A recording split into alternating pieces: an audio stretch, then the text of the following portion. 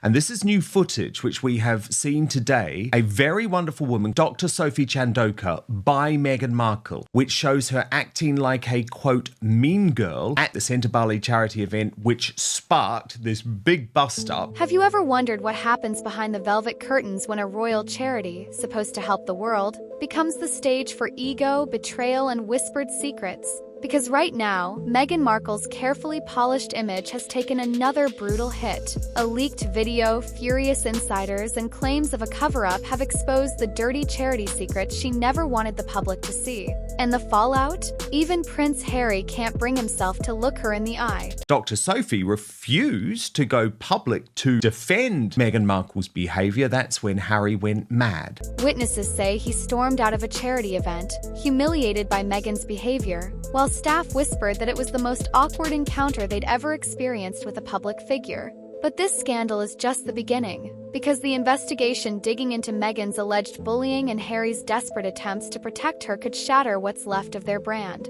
Let's start with the moment that set everything ablaze, the now viral clip. Imagine the scene, an event that was supposed to celebrate a decade of charitable work across Africa. Cameras rolling, donors smiling, and Meghan Markle stepping onto the stage with her signature grin. But as soon as the microphones were off, her demeanor allegedly flipped. The footage, leaked by a former volunteer, captures Meghan standing stiffly beside Dr. Sophie Chandoka, the respected chair of the organization. Witnesses say Meghan looked visibly annoyed, her eyes darting around the room as if she couldn't be bothered to engage. According to multiple accounts, Dr. Sophie was mid-sentence when Meghan cut her off with an icy, "Let's not waste time," before rolling her eyes and turning away. In that split second, the air in the room changed. Charity staff later described it as the most uncomfortable moment we've ever had with any public figure. But that was only the tip of a much darker iceberg. Dr. Sophie Chandoka is no ordinary charity worker. She's a corporate finance lawyer who once led international teams for Morgan Stanley. She's built a biotech company from scratch. She holds a senior leadership role at Meta, the tech giant behind Facebook and Instagram. And she's not easily intimidated. This is a woman who's navigated some of the world's most cutthroat corporate boardrooms, and she's certainly not afraid to call out hypocrisy when she sees it.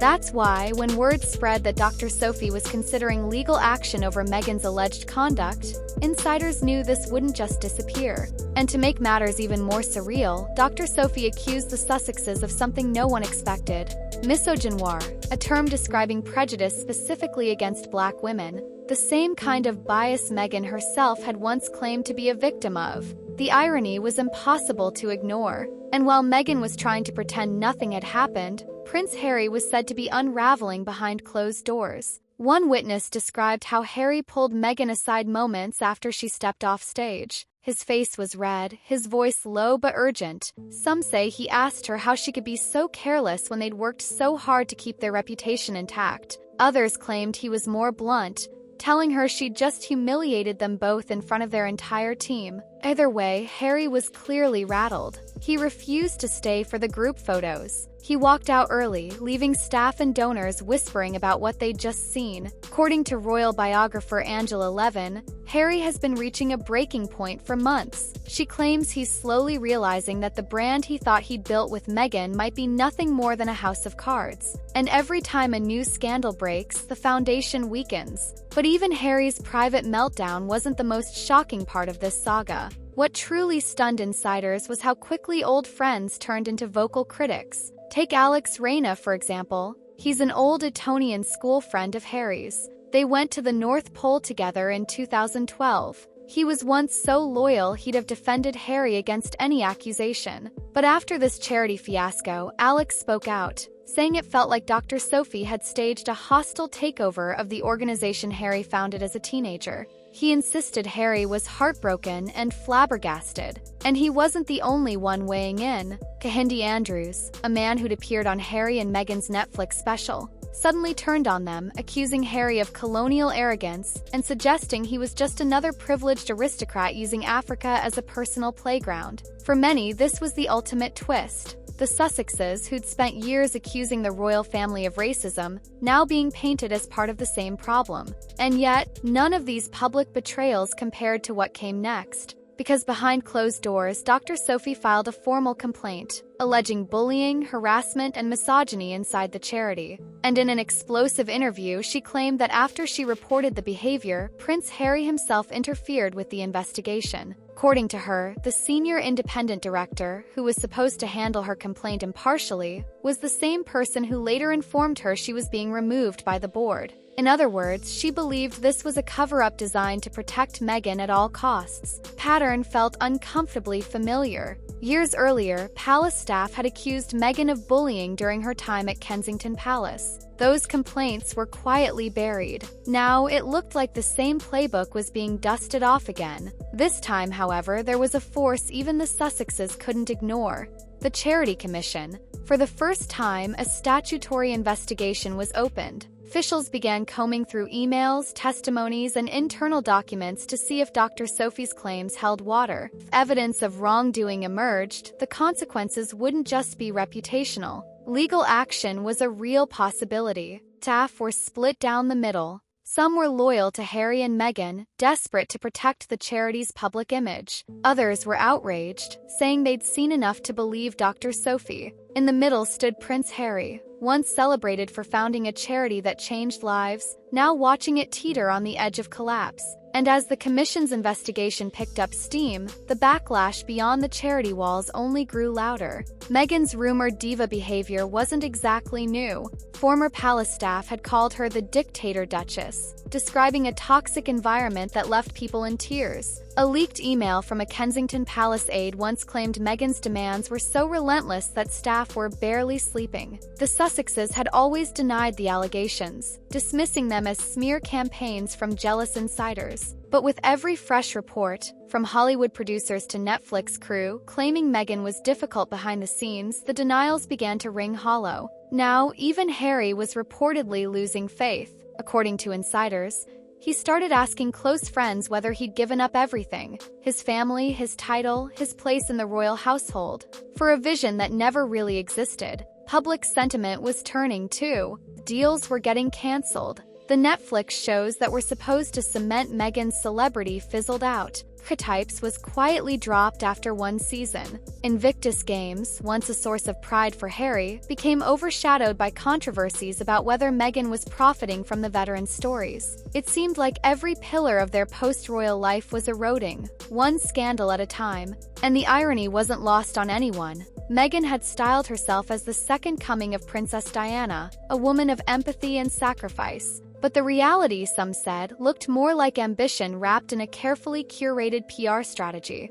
Behind the scenes, the cracks in the Sussex marriage were getting harder to ignore. Insiders claimed Harry was exhausted by the constant drama. They said he missed the simplicity of life before California, the days when his work was about helping others, not managing headlines. Meghan, on the other hand, remained determined to protect their brand. Some friends described her as unwavering, convinced they could weather any storm if they just stuck together. But others weren't so sure. A former staffer summed it up bluntly: "It's like watching a slow-motion car crash. Neither of them can admit how bad it's gotten." And as if the scandal itself wasn't enough, the public debate about the charity's purpose ignited a firestorm online. Dr. Sophie had always wanted to shift focus, moving from traditional aid to programs that built wealth and resilience across Africa. Critics of the old guard called it a modern, necessary evolution, but Harry's longtime trustees saw it as a betrayal of the charity's founding mission. They accused Dr. Sophie of hijacking the organization for her own agenda.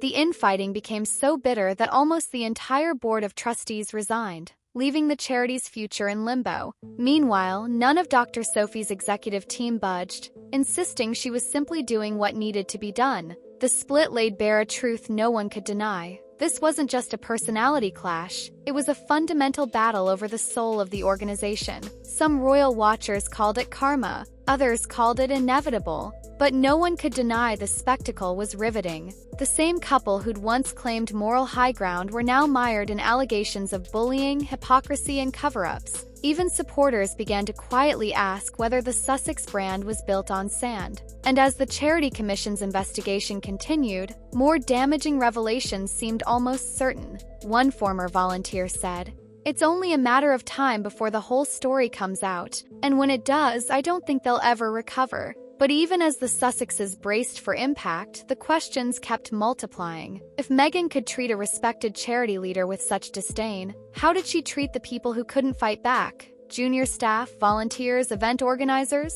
What really happened behind palace walls that never made it into their Netflix documentary? Was Harry complicit, or just too blinded by devotion to see the damage? These were the questions fueling the headlines, the think pieces, the viral hashtags. And yet, in the middle of it all, one thing was clear: the fairy tale was over.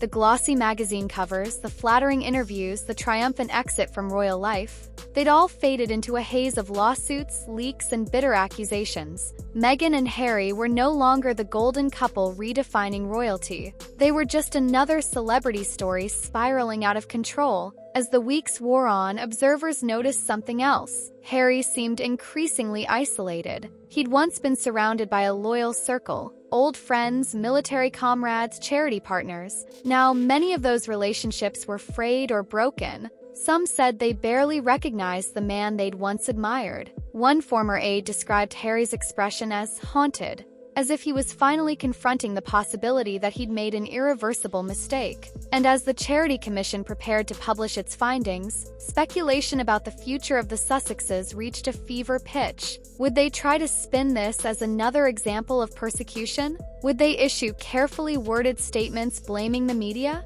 Or would Harry finally break away from the narrative he'd been living for years? Nobody knew for sure. But the idea that the couple might be facing their final reckoning no longer seemed far-fetched. Perhaps in the end, this is the real lesson. That behind the photo ops and the PR campaigns, behind the inspirational quotes and the Netflix specials, there's a truth no amount of spin can hide. And sometimes the very people who claim to stand against injustice are the ones who create it themselves. What do you think? Is this the scandal that finally shatters the Sussex empire? Or just another headline they'll survive? Let us know in the comments. And if you're tired of the double standards, smash that like button and subscribe for more stories they don't want you to hear. And yet, as the media frenzy exploded, another layer of the story started to emerge. One that had little to do with personalities and everything to do with power. For years, Centibale had been a symbol of Harry's dedication to Africa. He often spoke about how trips to Lesotho and Botswana had given him purpose after losing his mother. Reporters loved the idea that a prince had set aside privilege to help communities devastated by HIV and poverty. But when Meghan arrived, some insiders say the charity's priorities began to subtly shift. There were more glamorous fundraising events in London and New York, more celebrity partnerships, more branded content designed to project influence and relevance. While Harry insisted it was all in service of the mission, others felt the organization was being pulled away from its grassroots origins and transformed into yet another extension of the Sussex brand. Dr. Sophie's proposed reforms only fueled that perception. Her vision wasn't about splashy galas or magazine covers. She wanted Centibale to become a model for building economic self-sufficiency across Africa, a move she believed would create long-term impact far beyond emergency aid. But to the old guard on the board, her plans sounded like a rebuke of everything Harry had built. The irony, of course, is that both sides insisted they were the ones protecting the charity's legacy. And perhaps that's why the conflict grew so bitter. This wasn't just a personal feud. It was a battle over what the charity should be in the 21st century. In the end, the question became unavoidable. Had Harry and Meghan turned Centibale into their personal brand vehicle, or were they simply out of their depth trying to steer it into a new era?